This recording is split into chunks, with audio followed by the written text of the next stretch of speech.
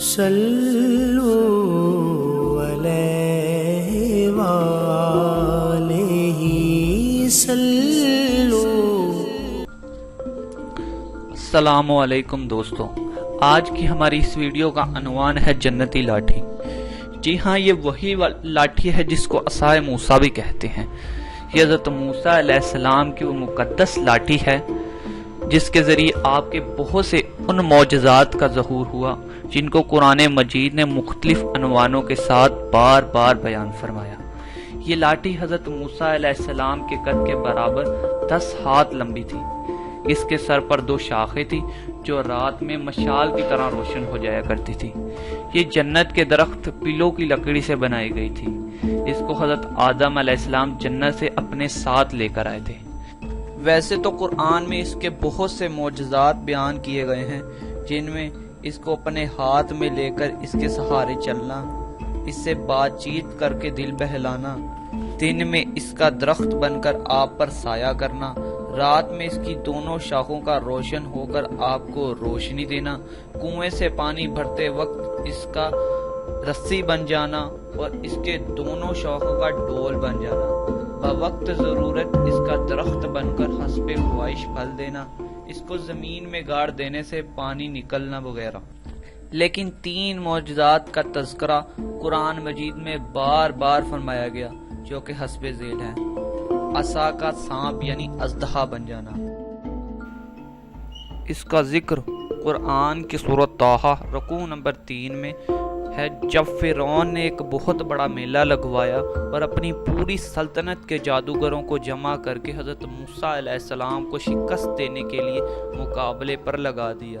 جادوگروں نے فرعون کی عزت کی قسم کھا کے اپنے جادو کی لاٹھیوں اور رسیوں کو پھینکا تو وہ ایک دم لاٹھیاں اور رسیاں سانپ بن کر پورے میدان میں ہر طرف پھنکارے مار کر دوڑنے لگے۔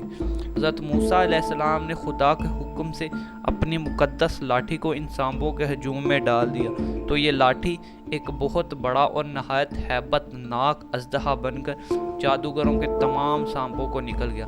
یہ معجزہ دیکھ کر تمام جادوگر اپنی شکست کا اعتراف کرتے ہوئے سجدے میں گر پڑے اور ایمان۔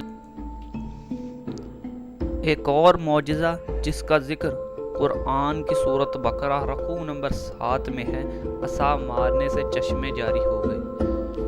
جب بنی اسرائیل جہاد سے منہ پھیر گئے تو اس نافرمانی پر اللہ تعالیٰ نے بنی اسرائیل کو یہ سزا دی کہ یہ لوگ 40 برس تک میدان طیہ میں بھٹکتے اور گھومتے پھرتے رہے اور اس میدان سے باہر نہ نکل سکے۔ حضرت موسیٰ علیہ السلام بھی ان لوگوں کے ساتھ میدان طیہ میں تشریف فرما تھے۔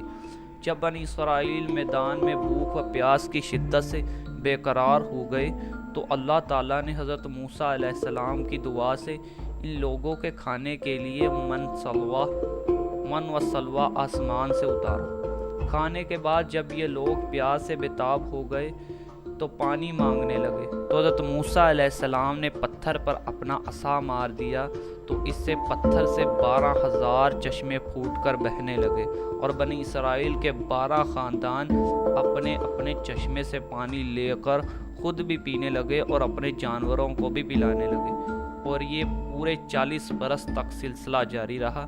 یہ حضرت موسیٰ علیہ السلام کا معجزہ تھا جو عصا اور پتھر کے ذریعے ظہور میں آیا۔